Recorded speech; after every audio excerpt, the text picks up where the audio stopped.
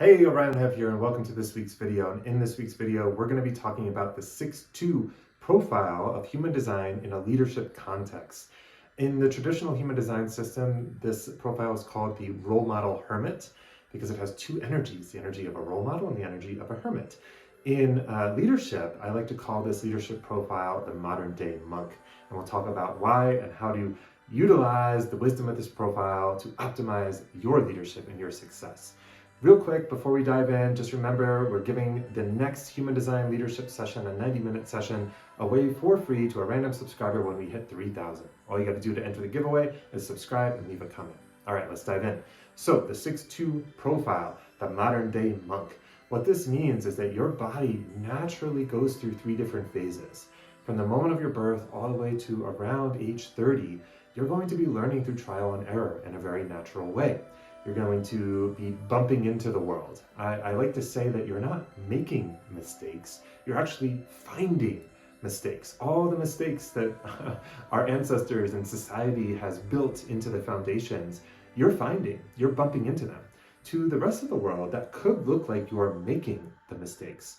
But if there wasn't something that could be adjusted or refined, then you wouldn't have found that mistake. So if you had very supportive parents or caretakers or teachers or peers in your first 30 years, especially your early formative years, but even into your teenage years and 20s, then this could be great because this is really about the gifts you have of adaptability, of perseverance, of creativity, of innovation, of discovering what doesn't work and creating the opportunity to create something better.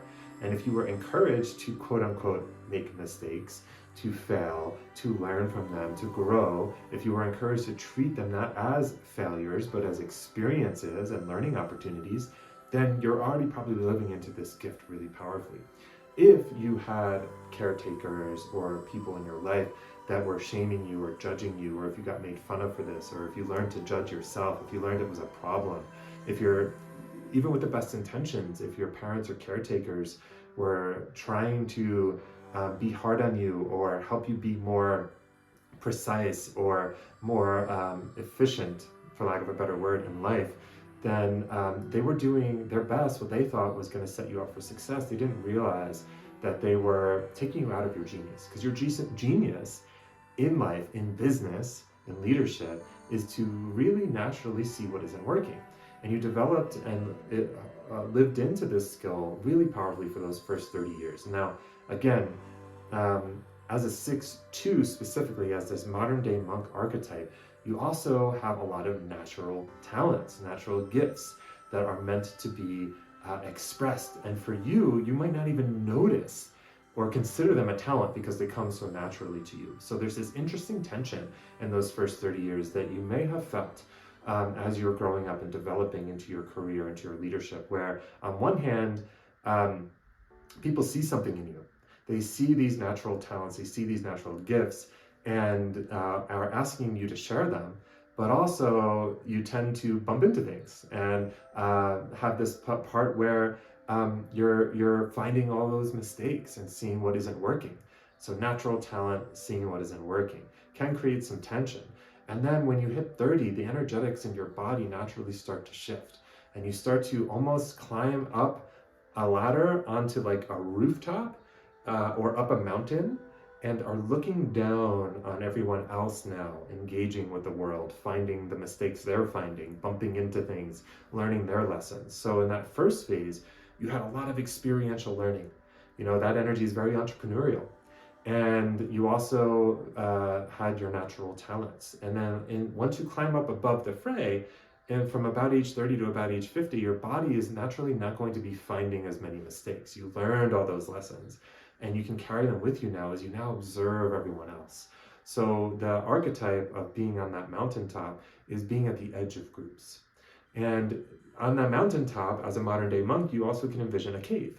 This is that hermit energy.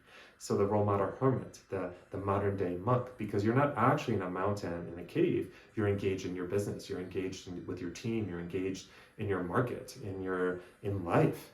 So, but energetically, you can feel like that monk up on the mountain and the cave. And if the first 30 years were really hard, if you weren't encouraged, if you weren't celebrated for finding the mistakes you were finding, for finding what doesn't work, then you may have become pessimistic. You may have become almost extra aloof, where you have pulled back too much. Because you're meant to be at the edge of groups, you're meant to share and witness and observe, and then to also, when people realize your natural talents and they invite you to share them, that you'll be at the edge of the group so people can call you in when it's the right time. And as you approach more and more towards age 50, you start to embody that role model energy even more. It starts growing and growing and growing from 30 to 50.